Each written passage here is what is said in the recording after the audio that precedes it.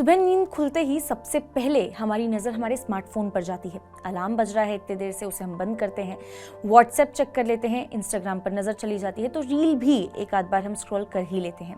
कभी मौसम का हाल चाल देख लेते हैं, कभी खबरों की तरफ भी एक नज़र घुमा ही लेते हैं। रास्ते में गूगल मैप्स की ज़रूरत पड़ जाती है, ऑफिस में मेल्स की ज़रूरत पड़ जाती है, शाम को जब फ्री रहते हैं तो शॉपिंग ऐप्स पर भी एक नज़र हम घुमा ही लेते हैं। एक स्मार्टफोन है पर इसके बिना हमारी लाइफ जो है वो अधूरी सी लगती है। करीब 15 साल पहले जब स्मार्टफोन हमारे पास आया तो किसी ने भी नहीं सोचा था कि ये हमारी आदत बन जाएगा, हमारा सहारा बन जाएगा और कहीं ना कहीं शायद हमारी दुनिया भी बन जाएगा। अब उस दौर में एप्पल और सैमसंग जैसे ब्रांड्स ने इसे सिर्फ एक फ़ोन नहीं, एक स्टेटस बना के रख दिया हमारे लिए।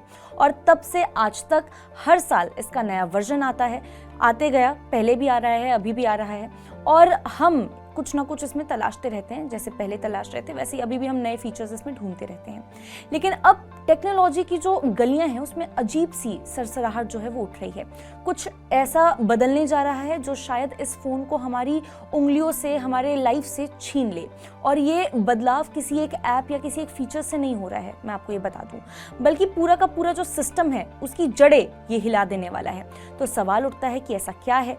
स्मार्टफोन क्या सच में खत्म होने जा रहे हैं, हमारे लाइफ से बाहर जा रहे हैं? और अगर ऐसा है तो आखिर स्मार्टफोन की जगह, जो कि हमारा डेली का जो रूटीन है उसका एक अहम हिस्सा बन चुका है, उसकी जगह ले कौन रहा है? इन सारे सवालों का जवाब आज हम आपको इस खास वीडियो में देने जा रहे हैं। नमस्कार, मैं हूं मुस्कान ओझा, आप देख रहे हैं मनी 9। कहानी शुरू होती है सिलिकॉन वैली से, जहां भविष्य सिर्फ सोचा नहीं जा रहा है बल्कि गढ़ा जा रहा है, बनाया जा रहा है। पहला मोर्चा खोलते हैं एलोन मस्क अपनी कंपनी न्यूरालिंक के जरिए। मस्क कहते हैं कि अगर इंसान सोच सकता है तो मशीन से सीधे जुड़ भी सकता है। यानी कि न्यूरालिंक एक ऐसा ब्रेन चिप तैयार कर रही है जिसे इंसान के दिमाग में लगाया जाएगा और उसके बाद आपको ना स्क्रीन छूनी पड़ेगी, ना टाइप करना पड़ेगा, ना बोलना पड़ेगा। आप जो भी सोचेंगे वैसा ही होता चला जाएगा। सोचिए अगर आप किसी को मैसेज भेजना चाह रहे हैं और बस सोचते ही वो मैसेज चला जाए, जिस भी इंसान को आप भेजना चाहते हैं, गाना सुनना चाहते हैं, ब्राउजर खोलना चाहते हैं, वीडियो कॉल करना चाहते हैं, सिर्फ सोचिए और वो होता चला जाएगा। न्यूरालिंक अभी फिलहाल तो जो है शुरुआती दौर से गुजर रहा है, लेकिन इंसानों पर इसकी जो टेस्टिंग है वो शुरू हो चुकी है। एलोन मस्क का मानना है कि ये तकनीक जो है वो एक दिन हमारी पूरी दुनिया से मोबाइल फोन को धीरे धीरे करके हटा देगी।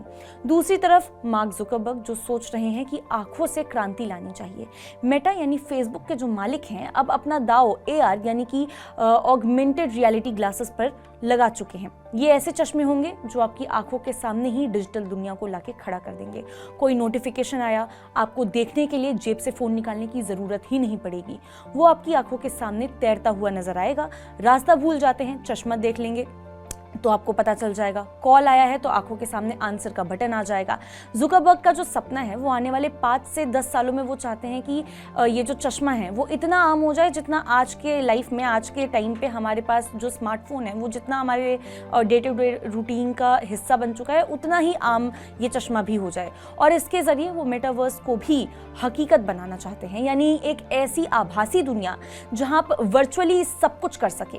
तीसरी कहानी और सबसे दिलचस्प कहानी है जहां शरीर ही आपका एक डिवाइस बन जाता है। ओपन AI के जो CEO हैं सैम ऑल्टमैन एक ऐसी टेक कंपनी को सपोर्ट कर रहे हैं जो बना रही है इलेक्ट्रॉनिक टैटूज।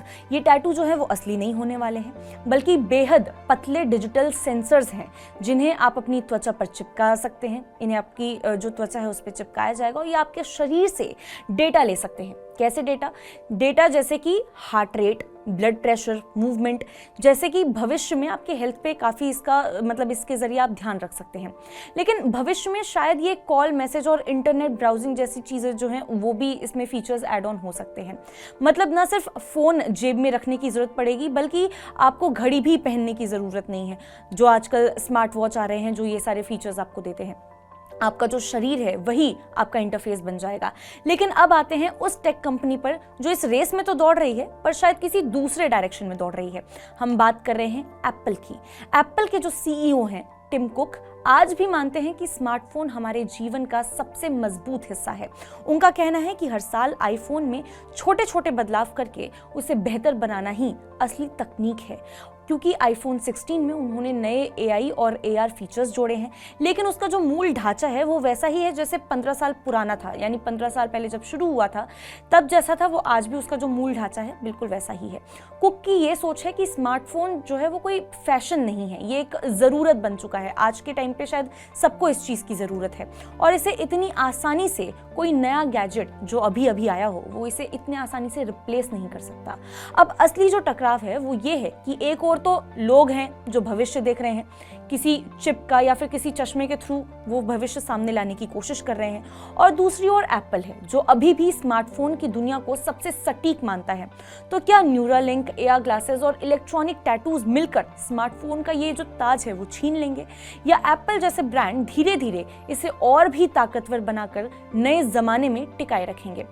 शायद इसका जवाब जो है वो आने वाले 5-7 सालों में, 5-10 सालों में हमें मिल ही जाएगा। हो सकता है उस वक्त तक स्मार्टफोन किसी खिलौने की तरह हमें लगे कि जैसे आज के ज़माने पे, आज के समय में हमें जो पुराने फ़ोन्स हुआ करते थे, जो बेसिक फ़ोन्स हुआ करते थे वो बहुत आम लगते हैं, वैसे ही हो सकता है कि आने वाले समय में स्मार्टफोन वैसे ही लगे। और हो सकता है कि तब तक हम खुद ही टेक्नोलॉजी में कन्वर्ट हो जाएं, सोचते ही स्क्रीन खुल जाए, चश्मा रास्ता दिखा दे, शरीर ही ऐप बन जाए। तो अगली बार जब भी आप सुबह में नींद से उठते हैं और स्मार्टफोन उठाते हैं और कुछ ना कुछ स्क्रॉल करते हैं तो एक बार सोचिएगा ज़रूर कि स्मार्टफोन क्या सिर्फ आप यूज़ कर रहे हैं, या ये डिवाइस सच में आपकी आदत बन चुका है, आपके डे टू डे रूटीन का एक हिस्सा बन चुका है। क्योंकि ये तो तय है कि टेक्नोलॉजी अब वहीं नहीं रुकने वाला जो आज जैसा ये फ़िलहाल है। आने वाले सालों में इसकी तस्वीर बदलेगी, आने वाले सालों में इसका भविष्य कुछ और होगा।